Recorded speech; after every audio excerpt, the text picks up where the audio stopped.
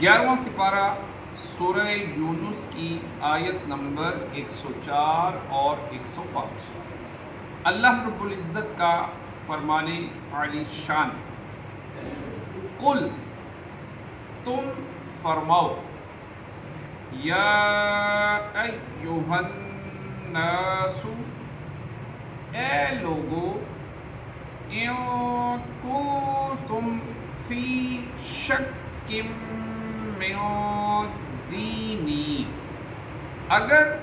تم میرے دین کی طرف سے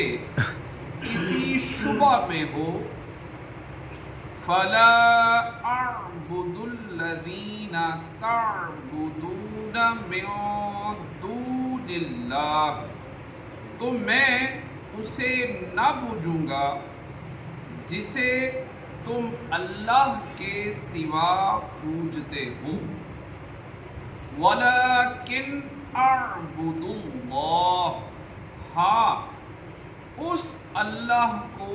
پوجتا ہوں، الذی یتوفاکم، جو تمہاری جان نکالے گا، وَأُمِرْتُ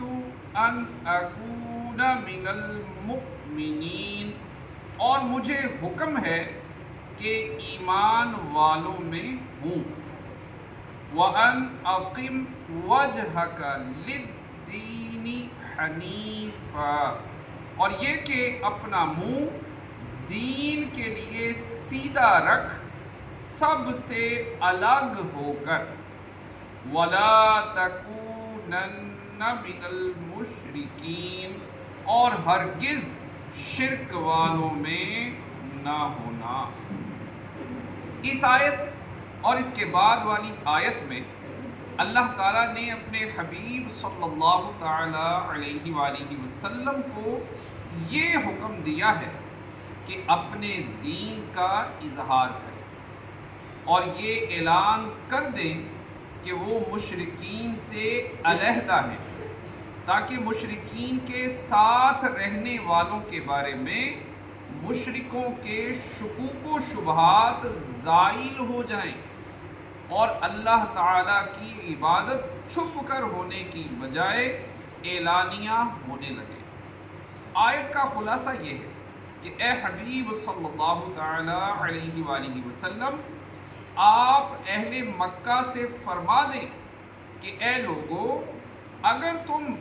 میرے دین کی حقیقت اور اس کی صحت کی طرف سے کسی شبہ میں مبتلا ہو اور اس وجہ سے غیر اللہ کی عبادت میں مشغول ہو، تو میں تمہیں اپنے دین کی حقیقت بتا دیتا ہوں کہ میں ان بتوں کی عبادت نہیں کروں گا جن کی تم اللہ تعالیٰ کو چھوڑ کر عبادت کرتے ہو، کیونکہ بت خود مخلوق ہے اور عبادت کے لائق نہیں، البتہ میں اس اللہ تعالیٰ کی عبادت کرتا ہوں جو تمہاری روحیں قبض کر کے تمہاری جان نکالے، کیونکہ وہ قادر، مختار، برحق معبود اور مستحق عبادت ہے، اور مجھے حکم ہے کہ میں ایمان والوں میں سے رہوں، اور یہ حکم دیا گیا ہے کہ ہر باطل سے جدا رہ کر دین حق پر استقامت کے ساتھ قائم رہوں اور ہرگز مشرکوں میں سے نہ ہوں۔ صلو علی الحبیب۔